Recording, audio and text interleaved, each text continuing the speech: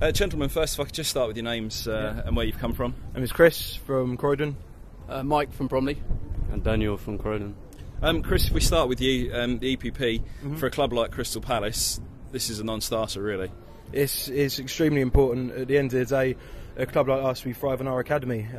It's plain and simple. You know, we have an academy in place because it's the lifeblood of the club. It's bringing young players through from the local area. It's our pride and joy, like many other clubs up and down the country. And it's not there to basically produce young players for Premier League clubs to stockpile. You know, it's there for us. It's not there for them. So yeah, it's extremely important. I mean, if this did go through, it'd really threaten the academy, wouldn't it?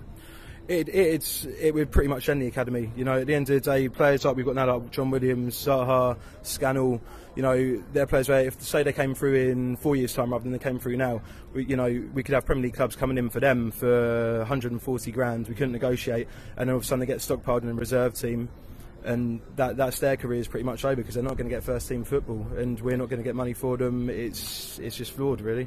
And lads, can I ask you a little bit about what's going to happen today then, before kick-off and just after kick-off, I suppose? Yeah, before the game, every 72 clubs in the Football League are going to be holding a 5-minute boycott. No one's going to be entering the ground. They're going to be gathering outside the main entrances of every ground. And we're going to show Sky, FA, the Premier League, exactly what the death of the Football League will be. Are you expecting that it'll be a good, I'll say turnout's probably the wrong word, isn't it? But in terms of those not coming into the ground for the first 5 minutes?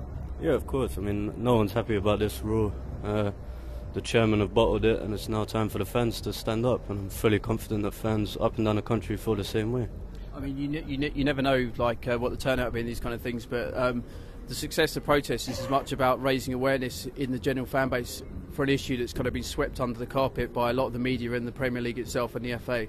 So even if people aren't joining in with it, as long as they're kind of thinking, well, why is this going on, and like researching it themselves and questioning it, then that's a success to me. I think the other thing as well is this isn't just a one-off protest. This is the start of a long protest. It's not going to happen overnight. We're not going to raise awareness overnight.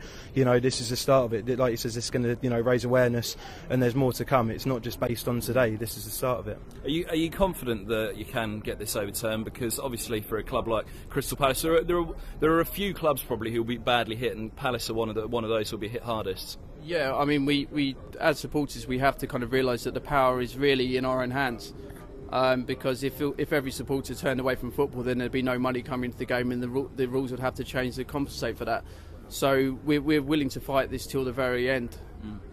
This comes at a time, obviously, on a brighter note, that Crystal Palace are really on the up at the moment. I mean, it hasn't been this good on the pitch for a long while, has it? No, but if you think about it, we're third in the league, and we're up at that position because of the youth players that make up the core of our team. And so that, you know, it's the perfect timing in a sense, because it makes people realise, okay, it's these youth players that got us this position. So what better time almost to kind of call a protest like this to make people realise exactly what would happen if these players are taken away from us.